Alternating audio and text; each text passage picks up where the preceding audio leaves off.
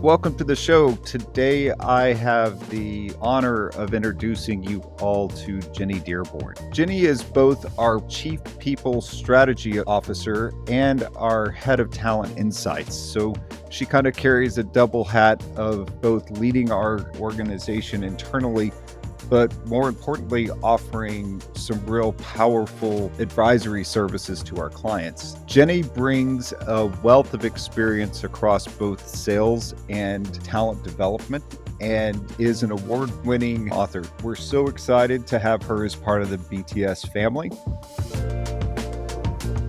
Hey, Jenny, welcome to the show. Hi, Rick. Glad to be here. So I'm curious, what's been going on in your world? Mostly these days, I am getting my adult children off to grad school and starting their last year of college. So a lot of moving kids into different apartments and things like that. So I totally get it. I've got four, and one of them's in grad school, one's completely out.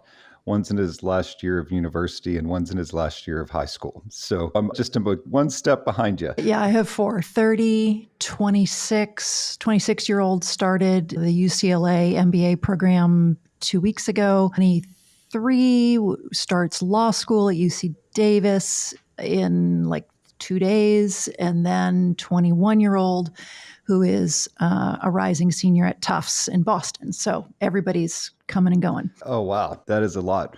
Well, thanks so much for making the time today. I'm very excited for our audience to get to know you a little bit better and to just hear a little about your story, where you are today, what some of the major milestones have been in your career, and how you ended up joining the crazy circus of BTS at the end of it is where we are now. Yeah, sure. So I would say education is the main theme. So I started as a high school teacher for just a couple years and then moved to Hewlett Packard where I was an instructor and taught all of the courses in the catalog in the HR space, 7 Habits of Highly Effective People and all of that great stuff, and then moved into managing a learning team, pivoted to a startup, Docent, which became Sum Total Systems, and was in sales there. So I sold education services to customers that bought enterprise software. And so that flowed into the professional services LOB.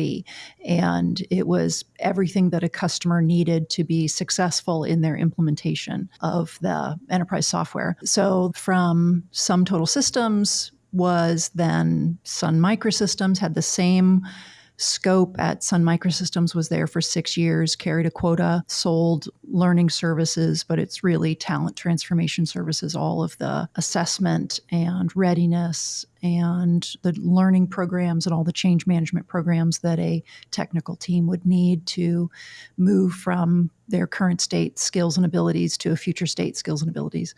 So was at Sun Microsystems, then back to Hewlett Packard for a pure HR role, and then SuccessFactors, back to sales. In SuccessFactors, same thing that I did, sold learning services to global customers. And then we were acquired by SAP, and then I went back to human resources and was SAP's first global chief learning officer, then learning and leadership, then and chief talent officer. So I had the full talent scope there. And I should say that the secret to my success throughout these operator roles was being a BTS customer. So I used BTS at HP and Sun and SuccessFactors and SAP to great success. And so was a huge BTS fan. When I left SAP in 2019, I then went to startups, and I've been a chief people officer a couple times at different startups like Klaviyo that went public. And that was a great experience. And then most of what I do now is advisory work. So I'm particularly adept at advising startups on how to sell into the enterprise, and was doing advisory work full time and board work and investing and advising.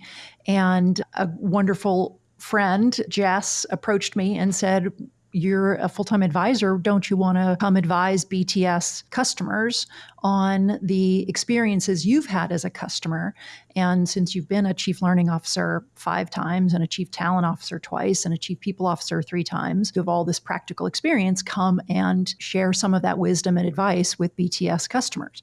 And I was like, that sounds absolutely perfect. I love that idea because I'm a huge, huge, huge BTS fan.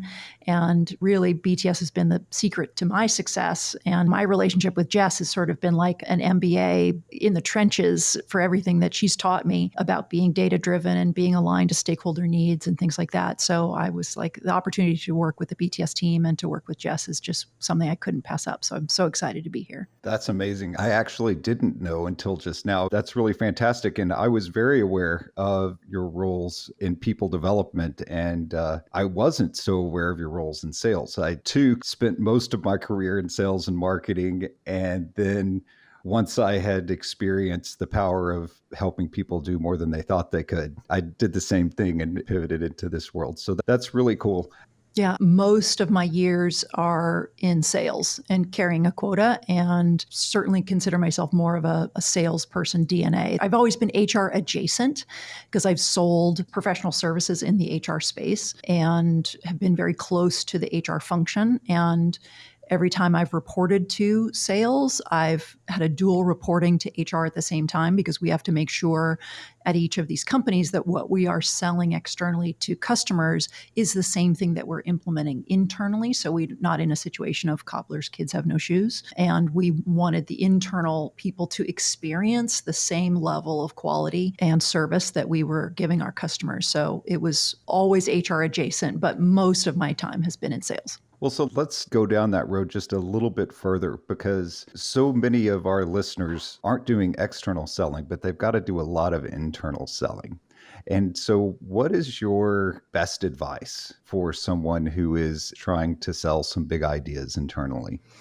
Yeah, I'd say it's going to sound really simple. It's understanding what is most important to the people you're talking to. So if you're trying to sell to an internal stakeholder or a boss or something like that, you really start by saying, what is the most important thing to this boss's success?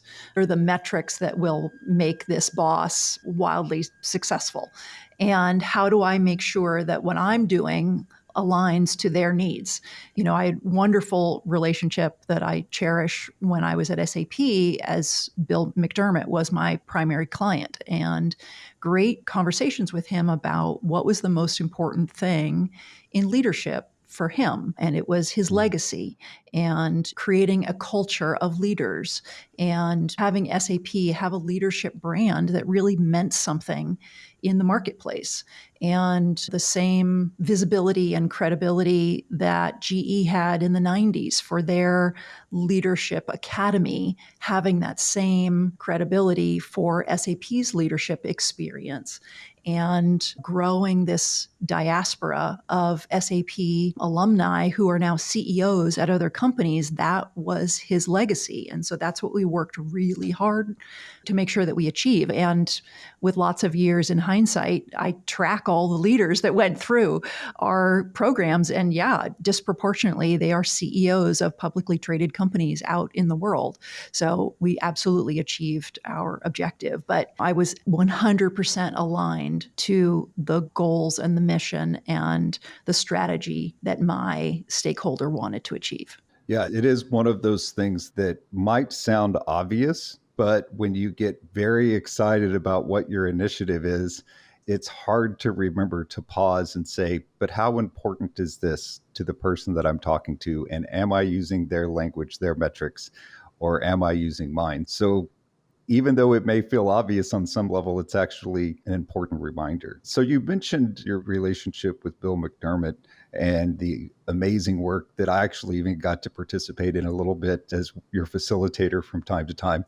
And it was great to see. But who are some of the other leaders that made a big impact on your own personal growth and development? Yeah, for sure. Carrie Williard is a fantastic mentor and friend, and she was the first leader at Sun Microsystems that sort of picked me out of a crowd and said, I think you've got what it takes to do a whole lot bigger role than what you're doing now. And I was just chugging away, leading my team. I think when she came to Sun Microsystems, I was leading the learning function for worldwide operations and manufacturing.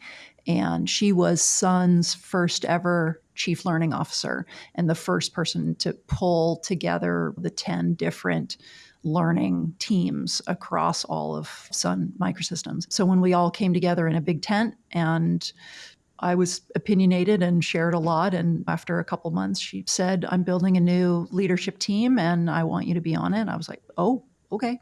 So it was not a job I applied for. I didn't even know what it was going to be. And she just picked me out of a crowd. So I will be forever indebted to her. And I've tried to model that in my leadership, to really look for diamonds in the rough, people that are incredibly smart, but maybe overlooked or sort of stuck in the organization or buried multiple levels down in the organization. And throughout my career, I've made sure I have a skip level with everybody in my organization. So I really get to know people's strengths and abilities, regardless of where they sit in an org chart, because I was so thankful for her doing that for me. Yeah, I've only gotten to work with Carrie briefly through the years, but always found her incredibly impressive. So that's a great story, and also something that I think our audience can learn from, perspective of really getting to know your broader team, not just your direct reports, and looking for who are my future leaders that I need to be investing in. Yeah. So I'm also wondering a little bit about some of those critical decision points in your career that you could have gone left, you could have gone right. And what were some of those big moments for you? And what was your decision tree as you were trying to decide what's your best next step? So some of the overarching themes are around following my curiosity. And just so you know about me, I'm super ADHD and I get bored easily. And I now see it as a strength, but for a long time it was a liability. And I would do a job for about 2 years and then I would be just like itching and so angry. I'm like, I got to do something new. I'm not learning anything new. And I'm accomplishing and I'm successful, but I'm not learning. And I've always have to be learning. So I left HR and went into sales without any experience at all. I'm like, sure, that sounds fine. I can do that. Totally. No problem. No clue what I'm doing. And then just learn on the job. And then Carrie said, you're going to manage this huge P&L, $100 million P&L. I'm like, okay, sure. Yeah, let's just go. I mean, there's a lot of crying in the bathroom in between breaks in the meetings, but it was a fantastic experience. I ended up being successful, even though it was outrageously painful to learn on the job, but it ended up being a good thing. When I was at SAP and was the chief leadership officer, a conversation with Bill was, we need to design something for the senior most leaders that will really help them after they leave SAP. And so it was Bill's idea that we do board development programs. So I had the opportunity to start going around and testing a bunch of these board development programs to decide which one was best for SAP to bring on. So it was the Stanford Directors College, and then which is done through Stanford Law School, and then the Harvard Business School has a bunch of board certifications that I went through those. And so we created a curriculum path for SVPs and above to go through board development programs. And so just following my curiosity there was able to open up a whole bunch of more doors for me as a board director. So the positive is following my curiosity. And then there's negative regrets in my career where I was too cautious. I remember there's a startup right now that is now a unicorn, and it's a $5 billion private company. And the CEO of that company, when it was 10 people, came to me a couple years ago and said, would you be on our board? And I said, no, I just don't think your product's going to be a thing. I mean, I just don't see it. Yeah. I was at a pitch meeting because I do a lot of listening to startup pitches and advising for investment for different VCs. And yeah, it was in the HR tech space. And so I'm supposed to be the HR tech expert. And the founder came to me and said, would you be on our board? I was like, you don't have what it takes. And I totally blew it. That was a huge mistake. But I go up to her all the time. And I'm like, yeah, I so blew it with you. Since you opened that door, I'm curious, are there any other things that you saw as big missed opportunities? My two big ones, which were two times that a board director role was offered to me. And being a board director it is such a commitment to that company. And it's a financial liability. You have to be so all in and ready to sell your firstborn and all of that. And if there's any hesitation that it's not going to work, you're probably not the right board member for that startup. And there's been two times that I guessed wrong. And yeah, one of the companies, they already had a great exit that I missed, and the other one is still rising and I missed. So I'd say that those were the regrets. So my last question is related to something we were talking about earlier, and that is, what is your best advice for someone that is relatively new in their career or maybe been at mid-level longer than they think that they should have been? I would say make sure you have a really good support system. I have so many girlfriends who are 1,000 times smarter than me and more capable and more driven and all of that stuff. And their personal lives are a disaster.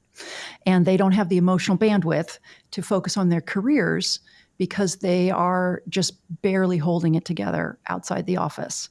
And I have been so blessed and fortunate to have a partner that is stable and normal and has a job. I just come home every day and I'm like, thank you for just being a normal, nice person. Don't underestimate the importance of a whole life support system and balance, because it is really hard to be awesome at work when you are struggling outside of work. And I don't know anybody that can separate that.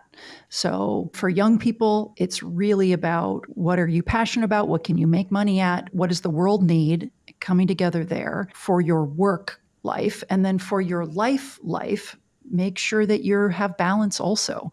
You have good support system, a good partner, friends and family that are healthy habits. Are you sleeping? Are you eating healthy food? Are you exercising? You cannot fire on all cylinders in the office if everything around you is not supporting that high octane effort. Yeah, and I have to go back to this whole follow your passions above all else position that so many have taken in recent years. It was very funny. I was actually an ecology major. And when I first started looking for jobs out of college, I was offered a job as a freshwater chemist, making less money full-time than I was working part-time selling in a retail store. Yeah. And almost unexpectedly, I went to one of my favorite professors and advisors, and I was like, Dr. Gelbeck, I don't know what to do. And he was like, well, Rick, at some point you have to decide, are you going to be a man that's asking for money for the rest of your life for the environment, or are you going to be the guy that can donate money to help the environment? And so there are trade-offs in both, and we need both. But also that follow your passion above all else, I think is not great advice, even though I've not heard anyone voice that before. And then you got to manage yourself completely in the kind of spirit of you can't give if you're not full, I think is pretty great. So with that, it was fun for me to get to know you better today, even though we knew each other before. Yeah. And I'm sure our audience not only enjoyed getting to know you more, but took away some things that they can potentially go do tomorrow to help themselves grow. So thank you so much. Absolutely. My pleasure. Thanks for joining me today. It's always a pleasure to bring to you our fearless thinkers. If you'd like to stay up to date, please subscribe. Bios for our guests and links to relevant content are always listed in the show notes. If you'd like to get in touch, please visit us at bts.com. And thanks so much for listening.